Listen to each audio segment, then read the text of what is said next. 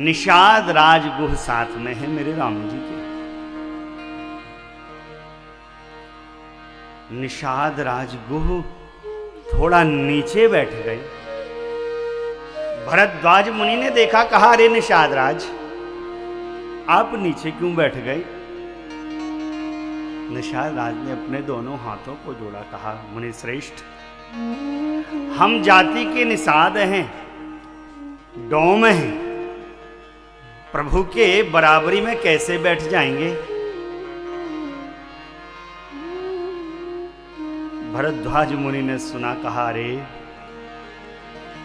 आप अभी भी ये जाति का भ्रम अपने ऊपर लाद रखे हैं।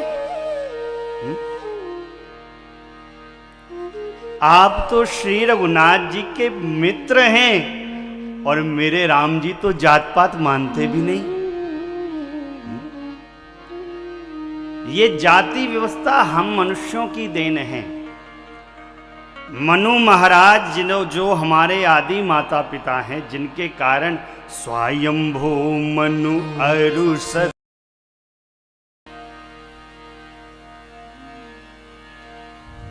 स्वयंभू मनु अरुषत रूपा जिनते भेनर सृष्टि अनूपा। हमारे आदि माता पिता मनु महाराज और शत्रुपा महारानी हैं। मनु महाराज ने समाज को 4 श्रेणियों में बांटा, कर्म के आधार पर। यूनान का दार्शनिक है मेगास्थनीज, समाज को 7 श्रेणियों में बांटकर चला गया। स्मरण रखिएगा, मनु महाराज ने समाज को 4 श्रेणियों में बांटा था कर्म के आधार पर।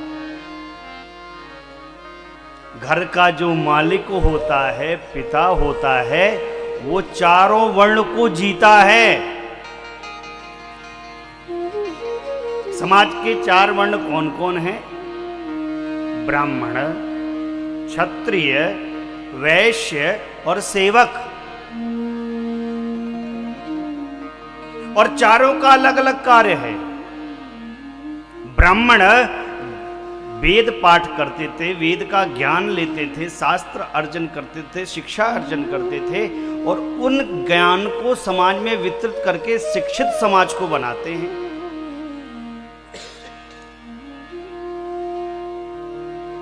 पिता भी अपने ज्ञान से परिवार के प्रत्येक जन को मालिक जो होता है, समाज की शिक्षा देता, धर्म की शिक्षा देता, अच्छी बातें बताता। क्षत्रिय बाहुबल को मजबूत करते और समाज की सुरक्षा की जिम्मेदारी क्षत्रियों की थी। हमारे राजपूत वंश का इतिहास साहब क्या कहना, झुकते नहीं क्षत्रिय, धर्म को मानने वाले होते हैं।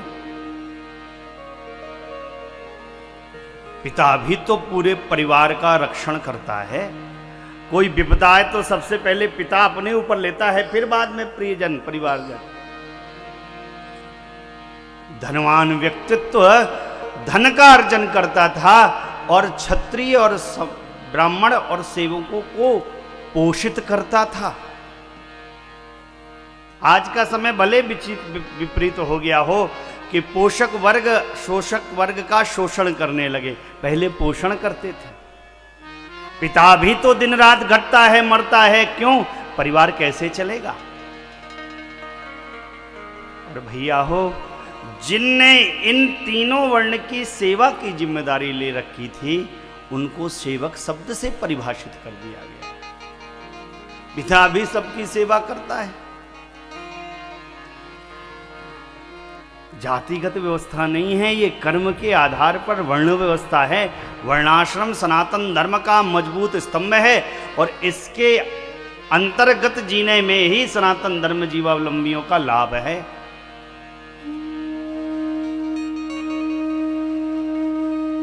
निषाद राज ने अपनी बात को रखा, भरद्वाज मुनि ने परतोष किया।